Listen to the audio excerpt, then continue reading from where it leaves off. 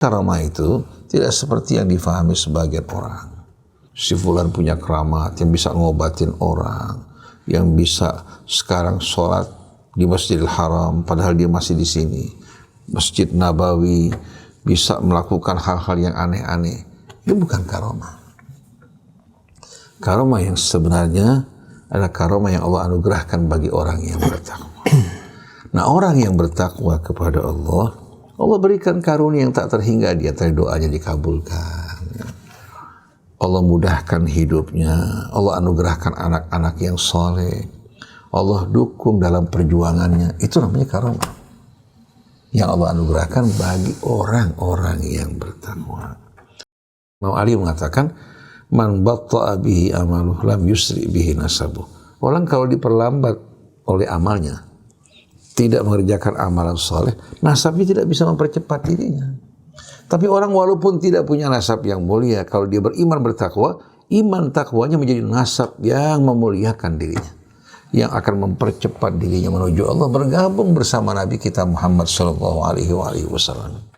Karamah artinya kemuliaan yang Allah berikan, anugerahkan kepada seseorang. Itu dikaitkan dengan ketakwaan seseorang. Jadinya karamah bukan sesuatu yang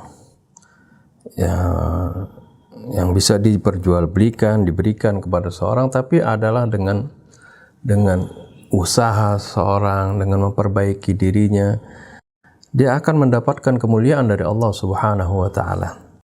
Al-istiqamah khairum min alfi karamah. Ya, keistiqamahan seorang dalam ketakwaan dengan dia mengatakan la ilaha illallah, konsisten dia dalam kebaikan, nggak mudah digoda, dibujuk ke kanan maupun ke kiri. Ini lebih baik dari karamah 1000 karamat yang suka dibangga-banggakan seperti itu. Inna hadhihi ummatukum ummatan wahidatan wa ana rabbukum fa'budun. وَمَا أَرْسَلْنَاكَ إِلَّا رَحْمَةً لِلْعَالَمِينَ.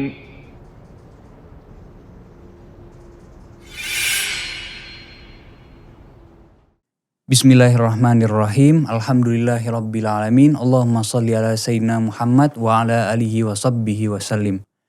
Assalamualaikum warahmatullahi wabarakatuh. Ikhwan, akhwat, para pemirsa yang dirahmati Allah, hari ini saya bersama Ayahanda Ustadz Husain bin Hamid Alatos dan Ustadz Hamzah Alatos yang akan berdiskusi pembahasan yang bertema karamah dalam perspektif Al-Quran. Sebelum kita mulai berdiskusi, mari kita memulai dengan membaca Ummul Quran bersama-sama. A'udzu billahi minasy syaithanir rajim. Bismillahirrahmanirrahim. Alhamdulillahi rabbil alamin. Ar-Rahmanir-Rahim. Maliki yaumiddin. Iyyaka na'budu wa iyyaka nasta'in. Ihdinas siratal mustaqim. Siratal ladzina an'amta 'alaihim ghairil maghdubi 'alaihim waladdallin. Ikhwan, akhwat, para pemirsa, subtema kali ini akan membahas apa itu karamah dalam perspektif Al-Quran yang akan dibuka oleh Ustadz Husain. A'udzu billahi minasy syaithanir rajim. Bismillahirrahmanirrahim. Alhamdulillah, lakal hamdu ya rabbana wa lakash syukru kama yanbaghi li jalali wajhikal karim wa li 'azimi sultanik. Subhanak la nuhsi thana'an 'alaika anta kama athnaita 'ala nafsik. Falakal hamdu hatta tarda wa lakal hamdu idza radit wa lakal hamdu ba'da ridha.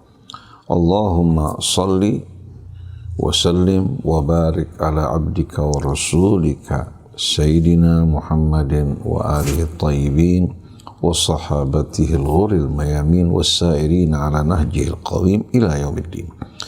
السلام عليك يا رسول الله، السلام علينا وعلى عباد الله الصالحين، والسلام عليكم أيها الإخوة المؤمنون والأخوات المؤمنات ورحمة الله وبركاته. Waalaikumsalam warahmatullahi wabarakatuh. Alhamdulillah pada kali ini ditemani Ustadz Hamzah bin Atas Al-Atas, Ananda Hasan, kemudian Abdul Rabb, dalam diskusi pagi hari ini seputar Al-Karamah dalam perspektif Al-Quran. Kalau kita merujuk kepada Al-Quran, memperhatikan penggunaan kata akrama yukrimu ikraman yang berasal dari kata atau dari akar kata karamah, kita akan temukan kata akrama dalam Al-Quran yang merupakan kata kerja, sedangkan karamah merupakan isim masdar. Akramahu karamatan, artinya Allah menganugerahkan karamah dan kemuliaan baginya. Kalau kita membaca surah yang pertama turun dalam Al-Quran, Allah berfirman,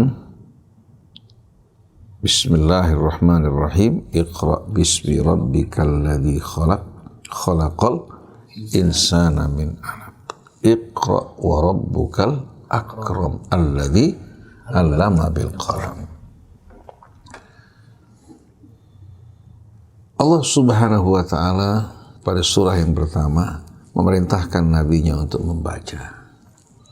Tadi membaca yang terhubung dengan nama Allah Subhanahu wa taala, agar membaca atau membaca tersebut merupakan hal yang tidak sia-sia. Kita membaca ayat-ayat Allah yang terdapat di langit dan di bumi, ayat-ayat Alkitab yang mengajak kita untuk merenungkan kebesaran dan keagungan Allah, hingga terbukti bahwa Allah dialah satu-satunya kebenaran. Karena selain Allah, baik keberadaannya semua bergantung pada Allah Subhanahu wa taala, dan juga seluruhnya merupakan kemurahan Allah. Iqra, bacalah, wa rabbukal akram, dan Tuhanmu al-akram. Al-akram di sini yang menerangkan kepada kita Dia yang Maha Pemurah, di mana karomahnya, karunianya, kemurahannya meliputi segala sesuatu, baik yang ada di alam manusia, di alam jin, di seluruh alam raya, semuanya merupakan karamah minallahi tabaraka wa ta'ala. Dan manusia di bumi ini sebetulnya merupakan makhluk yang mendapatkan karamah yang tak terhingga. Bukan hanya satu karamah, tapi karamah yang bermacam-macam. Allah berfirman, وَلَقَدْ كَرَّمْنَا بَنِي آدَمَ وَلَقَدْ كَرَّمْنَا بَنِي آدَمَ وَحَمَلْنَاهُمْ فِي الْبَرِّ وَالْبَحْرِ وَرَزَقْنَاهُمْ مِنَ الطَّيِّبَاتِ وَفَضَّلْنَاهُمْ عَلَى كَثِيرٍ مِمَّنْ خَلَقْنَا تَفْضِيلًا. Kata karomah di sini dengan timbangan fa'ala menunjukkan kata kerja ya, yang menunjukkan apa? Arti yang berulang-ulang dan banyak. Contohnya qatala yaqtulu, artinya membunuh. Tapi kalau qatala yuqatilu, artinya genosid. Artinya bukan satu pembunuhan, tapi melakukan pembantaian. Demikian pula pada ayat ini, sesungguhnya kami telah menganugerahkan karunia yang banyak dan tak terhingga atas Bani Adam. Dari mulai ketika dia di alam yang bukan alam kita saat ini, ketika Allah tempatkan di alam malakut, ya, berdialog bersama para malaikat, bahkan Allah perintahkan malaikat sujud kepadanya. Ini merupakan karamah ya, yang tak terhingga yang Allah berikan pada anak-anak Adam. Allah Subhanahu wa ta'ala tempatkan di bumi, Allah jadikan juga mereka sebagai khalifah yang mulia di bumi. Asal mereka mau mengikuti petunjuk Allah, mereka bukan hanya akan mendapatkan karamah di bumi, tapi di hari akhir nanti. Wa hamalnahum fil barri wal bahri, kami angkut mereka di daratan, di lautan, sekarang di udara. Wa faddalnahum ala katsirin wa razaqnahum minat thayyibat. Kami anugerahkan bagi mereka rezeki, ya, yang bermacam-macam dari rezeki yang baik. Wa faddalnahum ala katsirin mimman khalaqna tafdila, menggunakan kata faddala, fa'ala, kami anugerahkan bagi mereka keutamaan yang amat banyak dari kebanyakan makhluk kami. Ini merupakan manifestasi dari karamatullah. Jadi setelah Allah berfirman, Iqra bismi rabbikal ladzi khalaq, khalaqal insana min 'alaq, dari asal usul yang begitu rendah, Iqra wa rabbukal akram, bacalah dan Tuhanmu yang benar-benar amat pemurah. Wa rabbukal akram alladzi 'allama bil qalam, yang mengajarkan berbagai macam ilmu pengetahuan melalui perantaraan pena. Allamal insana ma lam ya'lam, mengajarkan berbagai macam pengetahuan kepada umat manusia ini apa-apa yang sebelumnya tidak diketahui. Ini manifestasi daripada apa? Karamah. Begitu juga kullu man 'alaiha fan wa yabqa wajhu rabbika dzul jalali wal ikram. Segala sesuatu ini semua akan musnah yang terdapat di muka bumi. Yang kekal abadi hanya wajah kebesaran keagungan Tuhanmu, Dzul Jalal, yang maha agung, wal ikram, dan pemilik karunia yang amat apa? Yang amat agung tak terbatas. Dari ayat ini Allah mengajak kita, jangan kamu menatap dengan matamu kepada makhluk-makhluk benda-benda ini yang semuanya akan musnah. Tapi tataplah wajah kebesaran keagungan Allah Subhanahu wa taala, Dzul Jalali wal ikram. Menatap di sini bukan berarti menatap dengan mata kita, tapi hati kita yang tertuju pada Allah, berpegang, bersandar kepadanya, mencintainya melebihi segala sesuatu. Karena yang lain semua akan musnah, akan hancur. Hanya Allah, Dzul Jalali wal Ikram, eksistensi yang tidak akan pernah musnah karena Dia yang mengawali menciptakan segala sesuatu. Begitu juga pada akhir dari surat Ar-Rahman. Allah berfirman apa? Muttaqiina ala rafrafin khudrin wa abqariyin hisan fabi ayyi ala'i rabbikuma tukadziban. Tabaraka ismu rabbika dzul jalali wal ikram. Tabaraka artinya apa? Keberkahan Allah Subhanahu wa taala yang tak pernah putus, yang tak pernah berhenti, baik yang diketahui manusia maupun yang tidak diketahui manusia. Tabaraka menggambarkan keberkahan yang terus melimpah dan meruah. Dzul jalali, yang maha agung dan maha pemurah. Kita lihat dalam ayat-ayat ini semuanya menggambarkan apa? Menggambarkan betul-betul, ya, manifestasi dari rahmat Allah ketika kita membaca suratul Rahman. Begitu juga Allah berfirman, Ya ayyuhan nas, inna khalaqnakum min dzakarin wa untha wa ja'alnakum syu'uban wa qabaila lita'arafu inna akramakum indallahi atqakum. Wahai manusia, sesungguhnya kami telah menciptakan kalian dari pasangan pria dan wanita.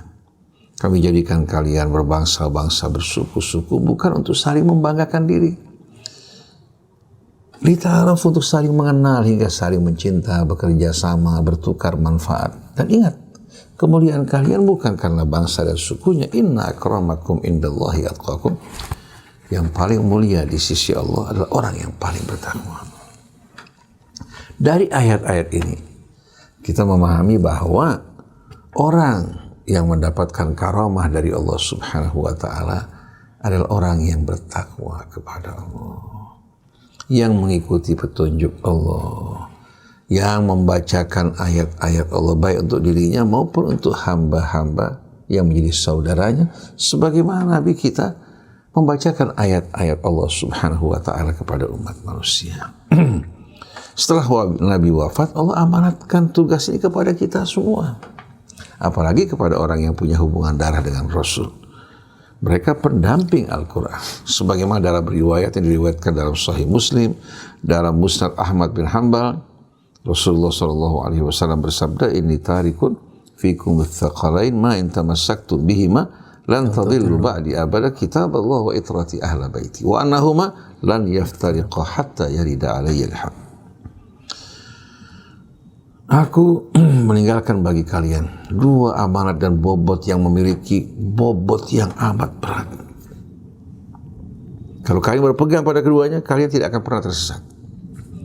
Yang pertama, kitab Allah Subhanahu wa ta'ala.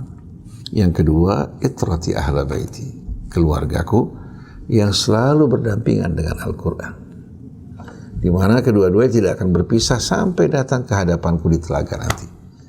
Yang dimaksudkan dengan Ahlul Bait bukan semua orang yang punya hubungan darah dengan Rasul, tapi yang mendampingi Al-Quran seiring dan seirama. Kita lihat di sini ya, bahwa Nabi kita Muhammad SAW mengamanatkan hal ini kepada keluarganya untuk betul-betul menyampaikan pesan-pesan Allah, bukan mereka justru menyibukkan umat dengan berbagai macam cerita dongeng-dongeng yang tidak benar. Jadi kata karamah itu bukan seperti yang difahami kebanyakan orang, bisa terbang di langit. Sekarang sholat di sini, ya, ternyata dia sholat di Mekah dan sholat di Madinah. Ini bukan karamah. Jin bisa melakukan hal ini. Jin bisa memindahkan singgasana Balqis dari Yaman menuju ke Yerusalem. Tapi seorang hamba yang belajar atau dibekali ilmu dari kitab Allah Subhanahu wa ta'ala, dengan izin Allah dia pindahkan singgasana Balqis dari Yaman menuju apa? Menuju Yerusalem. Itu karamah. Dari mana? Dari kitab Allah Subhanahu wa ta'ala. Wa qala labi indahu ilmun minal kitab. Begitu Sulaiman menyaksikan, dikembalikan pada Allah, hadza min fadli rabbi liyabluwani ashkuru am akfur. Jadi karamah itu tidak seperti yang difahami sebagian orang. Si fulan punya keramat yang bisa ngobatin orang, yang bisa sekarang sholat di Masjidil Haram padahal dia masih di sini. Masjid Nabawi, bisa melakukan hal-hal yang aneh-aneh. Ini bukan karamah. Karamah yang sebenarnya adalah karamah yang Allah anugerahkan bagi orang yang bertakwa.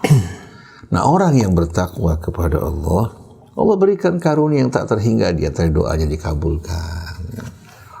Allah mudahkan hidupnya, Allah anugerahkan anak-anak yang soleh, Allah dukung dalam perjuangannya. Itu namanya karamah yang Allah anugerahkan bagi orang-orang yang bertakwa.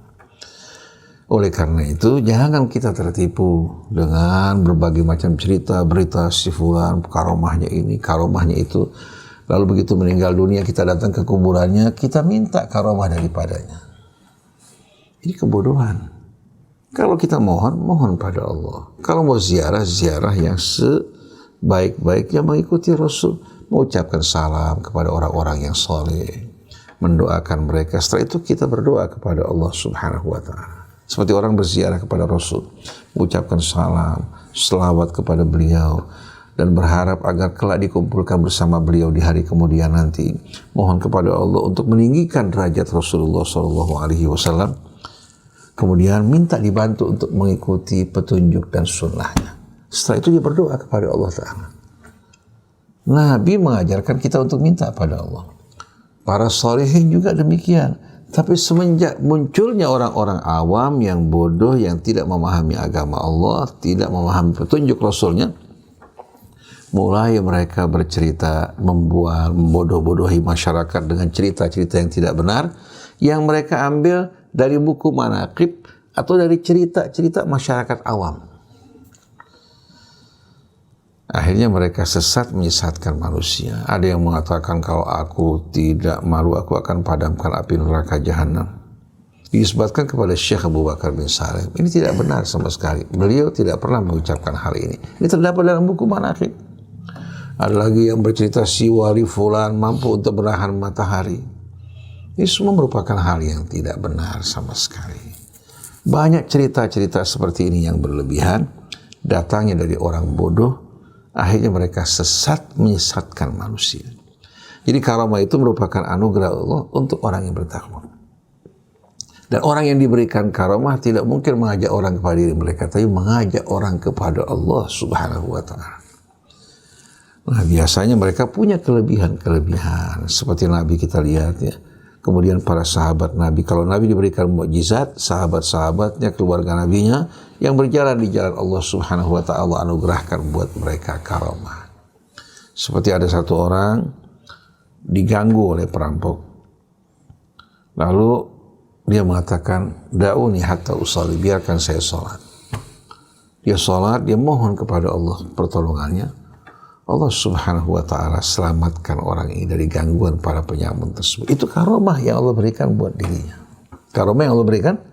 Nah, kalau kita mau minta karomah, bertakwa pada Allah, mohon pada Allah sang pemberi karomah.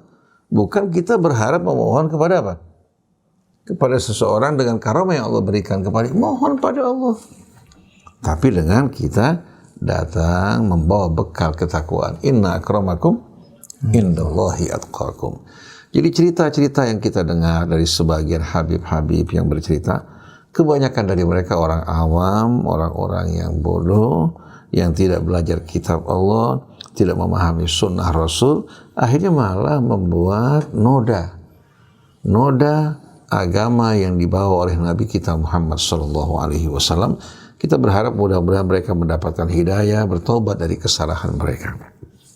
Karena Imam Ali mengatakan, man batta'a bihi amaluh lam yusri bihi nasabuh. Orang kalau diperlambat oleh amalnya, tidak mengerjakan amalan soleh, nasabnya tidak bisa mempercepat dirinya. Tapi orang walaupun tidak punya nasab yang mulia, kalau dia beriman bertakwa, iman takwanya menjadi nasab yang memuliakan dirinya, yang akan mempercepat dirinya menuju Allah, bergabung bersama Nabi kita Muhammad sallallahu alaihi wasallam. Wallahu a'lam. Fadhil sabda. Bismillahirrahmanirrahim. Allahumma shalli wa sallim ala sayyidina Muhammadin wa ala sayyidina Muhammad. Menarik tadi apa yang sudah dijelaskan oleh guru kita Ustaz Husain bin Hamil Al-Attas. Bagaimana hubungan karamah dengan ketakwaan kepada Allah Subhanahu wa taala. Mengutip dari surah Al-Hujurat, inna akramakum indallahi atqakum. Jadi karamah di sini Allah Subhanahu wa taala kaitkan dengan ketakwaan. Karamah artinya kemuliaan yang Allah berikan, anugerahkan kepada seseorang. Itu dikaitkan dengan ketakwaan seseorang. Jadinya karamah bukan sesuatu yang bisa diperjualbelikan, diberikan kepada seseorang, tapi adalah dengan usaha seseorang, dengan memperbaiki dirinya, dia akan mendapatkan kemuliaan dari Allah Subhanahu wa taala. Dulu suka juga kita dengar, nggak tahu kalam siapa ini, yang mengatakan al-istiqamah khairum min alfi karamah. Ya, keistiqamahan seorang dalam ketakwaan dengan dia mengatakan la ilaha illallah, konsisten dia dalam kebaikan, nggak mudah digoda, dibujuk ke kanan maupun ke kiri. Ini lebih baik dari karamah 1000 karamat yang suka dibangga-banggakan seperti itu. Karena memang Allah Subhanahu wa taala berfirman, innal ladzina qalu rabbuna Allah tsumma istaqamu tatanazzalu 'alaihimul malaikatu alla takhafu wa la tahzanu wa abshiru bil jannati allati kuntum tu'adun. Dalam surah Fussilat ayat 30. Sungguhnya mereka-mereka yang mengatakan Rabbuna Allah, Tuhan kami Allah, thumma istaqamu, kemudian mereka istiqamah. Artinya dia bertauhid kepada Allah, beriman kepada Allah, menjalankan perintah-perintah Allah dengan lurus tanpa terpengaruh oleh berbagai macam godaan, bujukan. Ini istiqamah, dalam keadaan susah maupun senang, dia tetap konsisten. Allah Subhanahu wa taala katakan, tatanazzalu 'alaihimul malaikatu alla takhafu wa la tahzanu. Allah Subhanahu wa taala bantu dia dengan turunnya malaikat kepada mereka, alla takhafu wa la tahzanu, ya, agar supaya kalian tidak takut dan tidak bersedih. Wa abshiru bil jannati allati kuntum tu'adun, bergembiralah kalian dengan surga yang kalian dijanjikan dengannya. Kemudian Allah katakan lagi, nahnu awliyaukum. Ya, Allah firmankan bagaimana para malaikat mengatakan nahnu awliyaukum fil hayatid dunya wa fil akhirah. Ini nahnu bisa juga dari Allah Subhanahu wa taala dan para malaikatnya. Kami adalah pelindung-pelindung kalian fil hayatid dunya wa fil akhirah, di dunia dan di akhirat. Walakum fiha ma tashtahi anfusukum walakum fiha ma tad'un, dan kalian nanti di akhirat akan mendapatkan, memperoleh apa yang kalian inginkan dan apa yang kalian harapkan. Nuzulam min ghafurir rahim, sebagai hidangan dari Allah yang Ghafurur Rahim. Ini balasan mereka yang istiqamah dalam ketakwaannya, dalam mengatakan la ilaha illallah, memperjuangkan kalimat tauhid dan mendakwahkannya tanpa tergoda oleh berbujukan, rayuan maupun iming-iming dunia. Nah, ini semua dijalankan dengan istiqamah sampai meninggal. Ini kabar gembira buat mereka. Nah, ini mereka mendapatkan karamah yang begitu tinggi dari Allah Subhanahu wa taala, sampai para malaikat pun mengatakan kami adalah pelindung-pelindung kalian. Dan malaikat pun datang memberikan kabar gembira ketika mereka wafat, agar supaya jangan kamu bersedih, jangan kamu takut, ya, gembiralah dengan surga yang kalian disediakan. Allah alam. Menarik sekali ya mengenai istiqamah ini, yang berkedudukan lebih mulia dibandingkan karamah. Karena kalau karamah yang diberikan kepada seseorang, terkadang seorang itu bisa bangga diri, lupa diri, lengah, menganggap bahwa ini merupakan apa?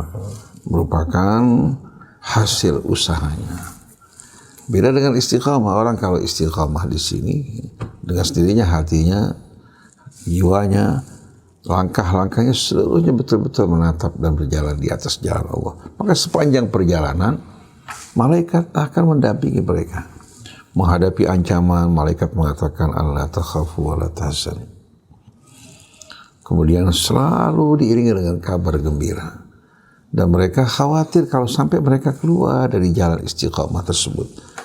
Nah, ini yang perlu kita perhatikan, kita kejar, bukan kita mengejar karomah-karomah, mengharapkan dunia. Siapa yang ingin mendapatkan rezeki yang luas, datang ziarah kepada Habib Fulan, dia sebagai Menteri Keuangan Allah.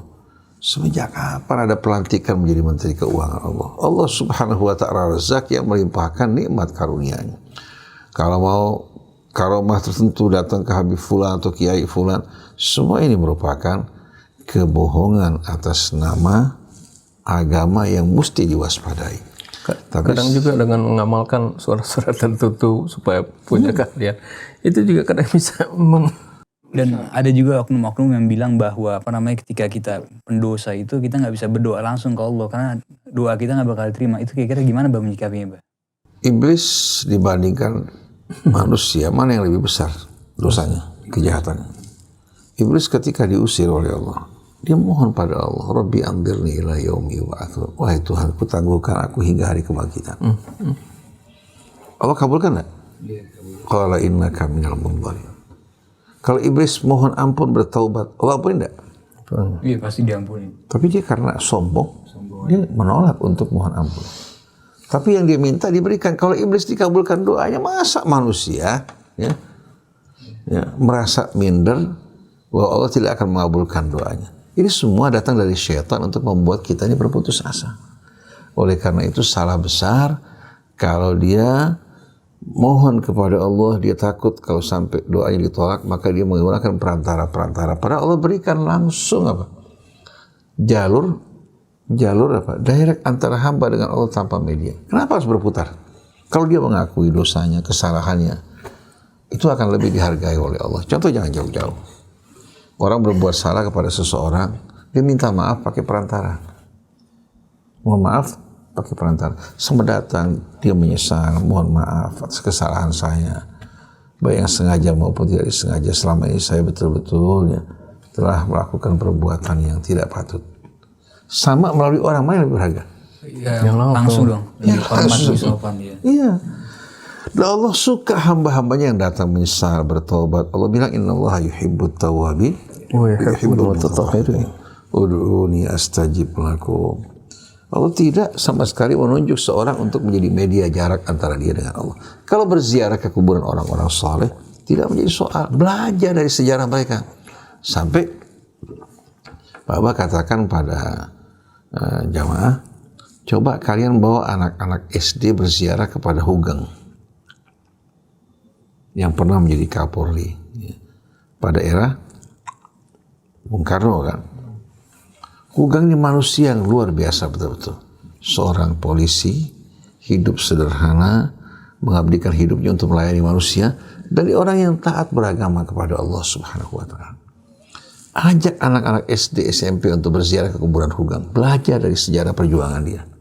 Polisi-polisi juga waktu belajar datang ke sana berziarah, bukan untuk minta sama Hugeng, untuk betul-betul belajar dari idola-idola mulia, seperti orang ziarah kepada Rasul, ziarah kepada keluarga Rasul, ziarah pada sahabat Rasul, belajar dari kehidupan mereka. Jangan ziarah diajarkan untuk minta. Mohon kepada orang-orang yang meninggal dunia. Ini perbuatan yang tidak benar. Ini menyimpangkan kita dari ajaran Allah Subhanahu wa Ta'ala. Jadi al-istiqamah khairum min alfi karamah itu merupakan fakta kebenaran. Siapa yang istiqamah bukan hanya sekali pemberiannya, tapi tatanazzalu alaihimul malaikah. Malaikat akan turun berduyun-duyun silih berganti. Akan selalu ditemani malaikat. Bahkan mereka mengatakan, nahnu awliya'ukum fil hayati dunya wa fil akhir. Kami wali pembela kalian dalam kehidupan dunia maupun di hari akhirat. Dengan orang yang sekali-sekali mendapatkan karamah, mana yang lebih mulia? Jadi sebetulnya kita selama ini mendapatkan karamah dari Allah. Hasan katakan menikah ya dalam usia muda, punya anak, ini karamah dari Allah. Kita harus syukuri, bukan dibanggakan, betul tidak? Lulus sekolah, alhamdulillah dengan mudah, ini karamah dari Allah yang seharusnya kita syukuri. Contoh dalam surat Al-Fajr, Allah berfirman, فَأَمَّا الْإِنسَانُ إِذَا مَبْتَلَهُ رَبُّهُ فَأَكْرَمَهُ وَنَعَمَهُ فَيَقُولُ رَبِّي أَكْرَمَهُ. Adapun manusia yang suka salah faham, kalau Allah menguji dirinya, lalu Allah menganugerahkan kepadanya kemuliaan, berikan kenikmatan, dia lupa diri. Dia mengatakan Rabbi akramah, Tuhanku memuliakan aku. Padahal ini ujian. Wa amma idza mabtalahu faqadara alaihi rizquh. Kalau dia diuji oleh Allah dengan kesempitan sebagai ujian, fa amma idza mabtalahu faqadara alaihi rizquh fayaqulu Rabbi ahana. Dengan putus asa dia mengatakan, Tuhanku menghinakan aku. Kenapa Allah ciptakan aku dalam keadaan begini? Kenapa Allah uji aku? Padahal itu dua-duanya ujian. Wa nabluukum bisyarri wal khairi fitnah. Kami uji kalian dengan yang buruk maupun yang baik. Liyabluwakum ayyukum ahsanu amala. Jadi kata al-akram di sini menggambarkan Allah yang selalu melimpahkan kemurahannya, yang tak pernah berhenti kepada hambanya. Bukan hanya yang beriman, yang maksiat diberikan. Betul tidak? Cuma manusia aja nggak bersyukur pada Allah. Di saat mereka tergelincir atau berdosa, kenapa mereka tidak segera kembali pada Allah Subhanahu wa Ta'ala? Jadi kata karamah itu adalah yang sebenarnya itu merupakan karunia Allah yang Allah berikan untuk orang yang bertakwa. Cuma ada sebagian orang salah faham. Dia beranggapan uang dan hasil korupsi karamah dari Allah. Padahal itu bukan karamah, istidraj, uluran dari Allah.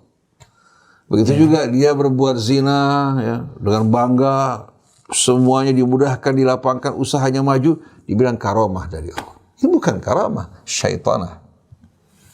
Jadi kita harus pahami, karamah adalah thamratut taqwa. Tapi ada yang lebih mulia dari karamah yang didapatkan seseorang, itu istiqamah, seperti yang tadi Ustaz Hamzah katakan, al-istiqamah khairun min alfi karamah. Balasan dari Allah pun beda. Nah, para nabi dianugerahkan mukjizat sebagai dukungan untuk dakwah mereka. Nah, kita harapkan mudah-mudahan kita selalu diingatkan Allah akan karamah yang Allah limpahkan untuk kita semua. Rezeki dari Allah karamah. Anak juga merupakan karamah. Istri yang baik juga merupakan karamah dari Allah Subhanahu wa Ta'ala, mengajak kita untuk bersyukur padanya. Kan kalau kita lihat namanya dalam Al-Quran itu penjelasan tentang karamah itu sudah sangat jelas dan gamblang ya. Nah ini gimana kira-kira nyikapin para habib-habib terutama nih yang bilang karamah itu ngebelah gunung, bisa kebal peluru, itu nyikapinnya kira-kira gimana, Bah? Nabi melakukan hal itu. Nabi diminta oleh kaum musyrikin sebagaimana dalam suratul Isra. Mereka berkata, qalu lan nu'mina laka hatta tafjura lana minal ardi yanbu'a aw takuna laka jannatun min nakhilin wa inabin fatufajjira al-anhara khilalaha tafjira aw tusqita as-samaa'a kama za'amta 'alaina kisafa aw ta'tiya billahi wal malaikati qabila aw yakun laka baitun min zukhrufin aw tarqa fis sama' walan nu'mina liruqika hatta tunazzila alaina kitaban naqra'u qul subhana rabbi hal kuntu illa basyaran rasula. Nabi diminta, kami tidak akan beriman kepada kamu hingga kamu apa? Punya kebun korma, kebun anggur, kemudian kamu pancarkan sungai-sungai mata air apa? Di tengah-tengah kebun kamu, atau kamu apa? Meruntuhkan langit berkeping-keping, atau kamu menghadirkan malaikat dan Tuhan ke hadapan kami, baru kami akan beriman. Bayangkan, menghadirkan malaikat dan Tuhan. Mereka anggap Tuhan siapa? Kemudian, atau kamu memiliki sebuah rumah yang terbuat dari emas, atau kamu naik ke langit, dan kami tidak akan percaya beriman kepada kamu ya dengan kenaikan kamu hingga kamu apa? Menurunkan sebuah kitab yang kami baca. Jawaban Nabi apa? Qul subhana rabbi. Katakan wahai Rasul, maha suci Tuhanku. Hal kuntu illa basyaran rasula. Bukankah aku ini manusia biasa? Nah, kalau mereka mengatakan wali fulan bisa menahan mata, lebih dahsyat lagi dari ini. Terbang atau bisa terbang sampai tembus. Kemudian terbang nembus bisa sampai ke langit. Nabi nggak mampu untuk melakukan hal tersebut. Kalau Allah izinkan bisa melakukan. Tapi apa? Nabi diperintahkan Allah untuk menunjukkan kemanusiaannya yang tidak sama sekali memiliki kekuasaan tersebut. Jadi kalau kita lihat bagaimana mereka ini Habib-Habib menempatkan diri mereka lebih tinggi daripada Rasulullah SAW, bahkan bisa memadamkan api neraka. Bayangkan coba. Ada lagi yang mengatakan bahwa Rasulullah melakukan Mi'raj cuma sekali, sedangkan dia setiap kalinya 70 kali melakukan Mi'raj menuju Sidratil Muntaha. Coba lihat. Jadi kalau kita lihat, ini kebohongan-kebohongan semacam ini merusak keimanan yang mengakibatkan akhirnya orang kalau belajar juga ingin cepat-cepat menjadi wali yang punya karomah. Banyak zaman-zaman kita masih sekolah di pesantren dulu. Ada yang nggak mau belajar macam-macam. Dia ingin belajar yang bisa membuat dia sukses berhasil dengan cepat menjadi wali karomah. Baca wirid terus. Jadi kayak jalan pintas. Maunya cepat gitu. Ada yang belajar baca wirid puluhan ribu kali. Ada yang datang kepada ahli hikmat belajar hikmat dari mereka. Ini semua menggambarkan tipu daya syaitan. Tapi kalau kita lihat emang orang kita ini banyak yang suka tuh yang nggak apa namanya karomah itu, wah bisa terbang bisa apa. Emang kenapa kayak kita tuh orang Indonesia tuh sukanya hal yang begitu? Itu tanya sampai kegemaran gitu. Iya, karena ya, suka kepada asalnya ke mistik-mistik seperti itu.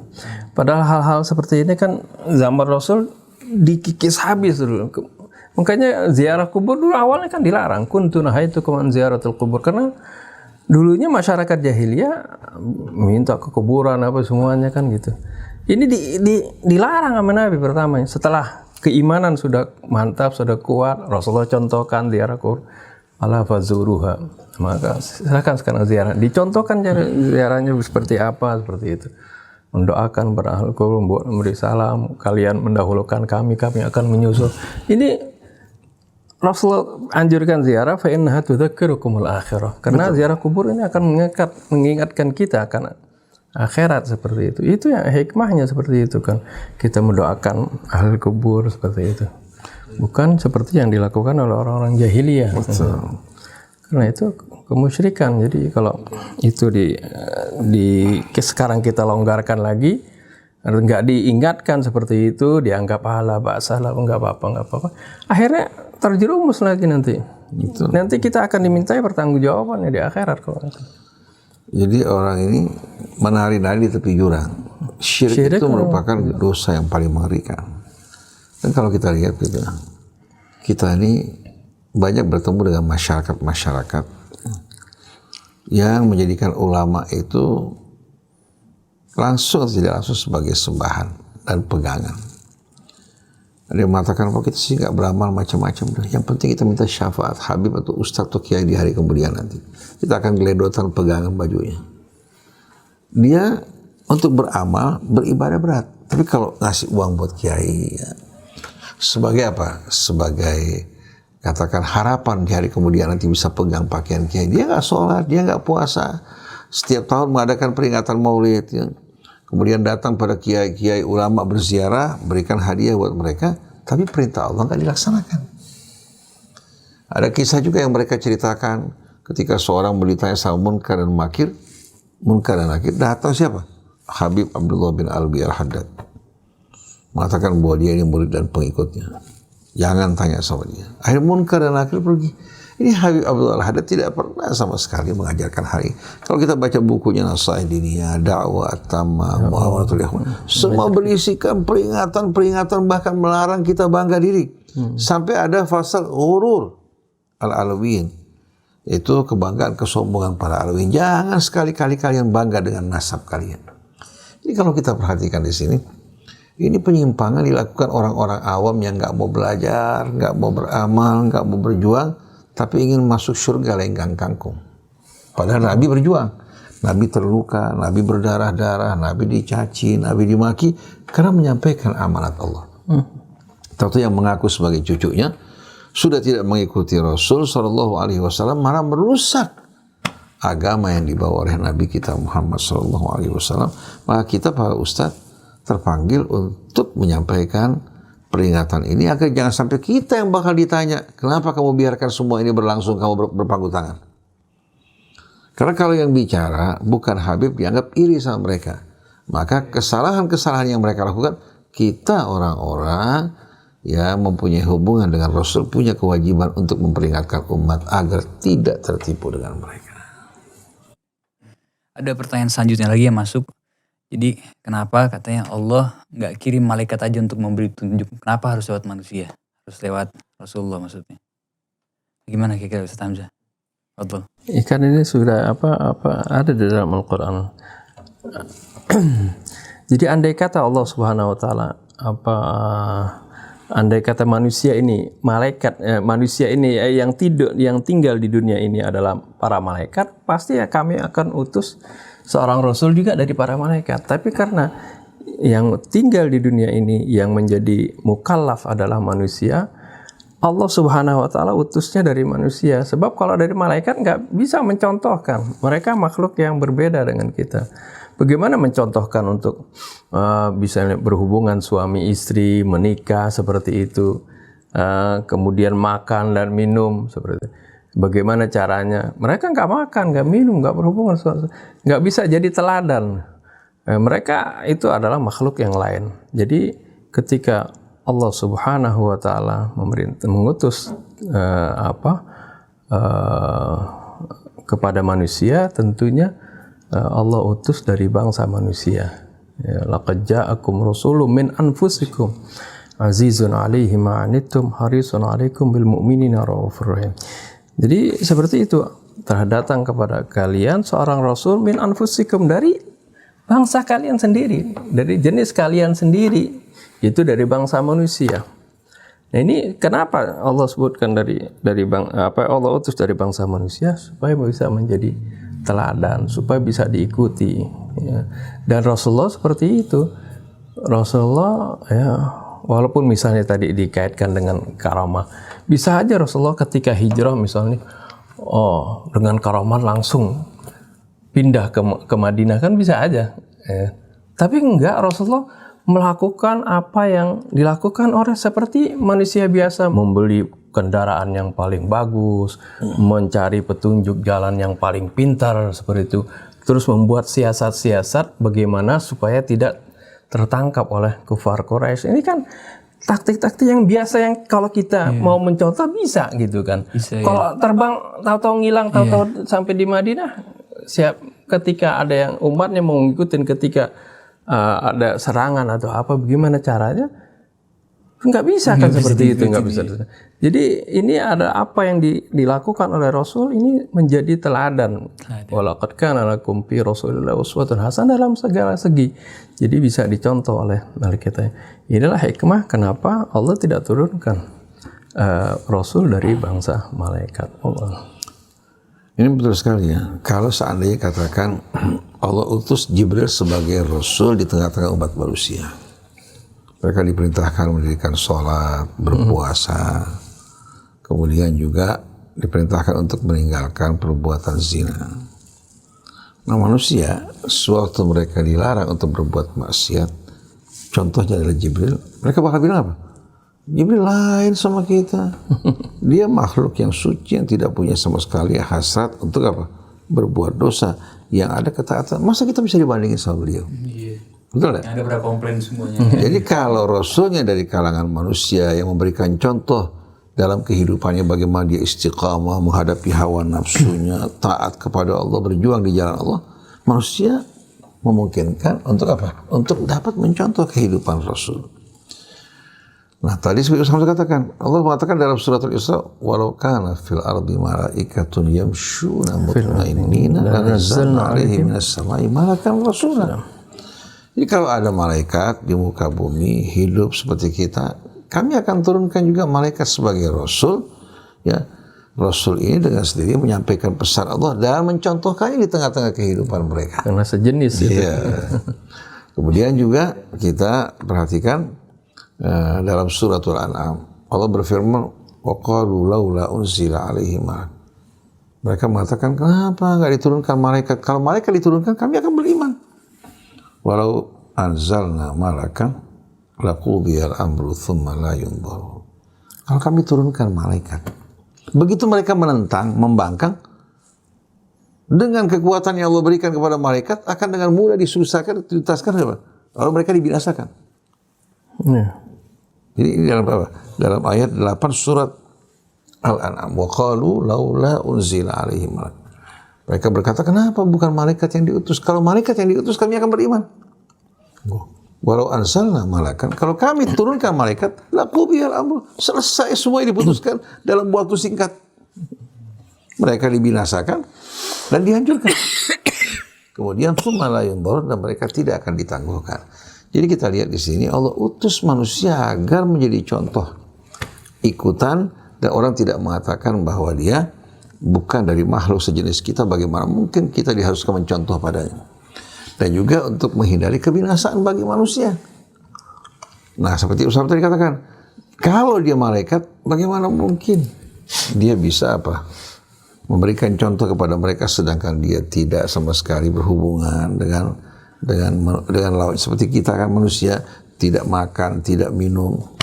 Jadi tidak mungkin mereka bisa menjadi contoh dan tauladan bagi kita semuanya. Dan yang mengucapkan hal ini sebetulnya beralasan untuk menghindar dari apa?